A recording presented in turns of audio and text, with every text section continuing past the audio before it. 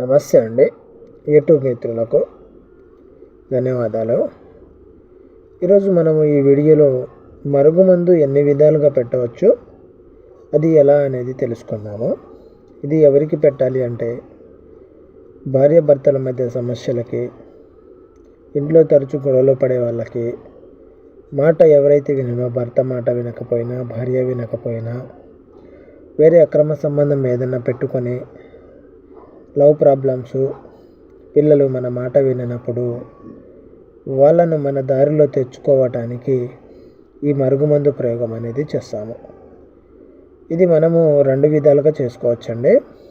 ఒక రకము కడుపుకి ఇచ్చేదంటే ఏదైనా తినే తాగే దాంట్లో, అన్నంలో, కూరలో, కూల్ డ్రింక్స్లో కలిపేసేది ఈ పౌడర్ అండి. ఇది వాళ్ళకు తెలియకుండా, వాళ్ళకు తెలిసి ఇవ్వవద్దు. ఏదైనా మరుగుమందు వాళ్ళకు తెలియకుండా కడుపుకి ఇవ్వడం ఒక రకము. ఏదన్నా చికెను, మటను, కూల్ డ్రింక్స్లో కలిపేసి ఇవ్వాలి. ఇంకొక రకం వచ్చేసి లిక్విడ్ అండి, పూసే పసరు. దీన్ని వాళ్ళకు తగిలేటట్టు వాళ్ళు వేసుకునే బట్టలకైనా, చెప్పులకైనా, తలకైనాను పూసేది.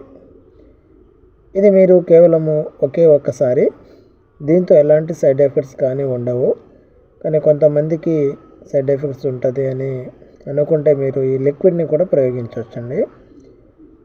ఈ లిక్విడ్ ఒక్కసారి వాళ్ళ శరీర భాగాలకు తగిలేటట్టు పెట్టేస్తే వాళ్ళు మనం చెప్పినట్లు వింటారు, మన మాటల్లో ఉంటారు. మీకు ఈ మరుగుమందు గురించి ఎలాంటి సమస్య ఉన్నా, మీకు ఏదైనా సలహా కావాలంటే ఒకసారి గురూజీ నెంబర్కి కాల్ చేయండి. సర్వే జన సుఖినో భవంతు.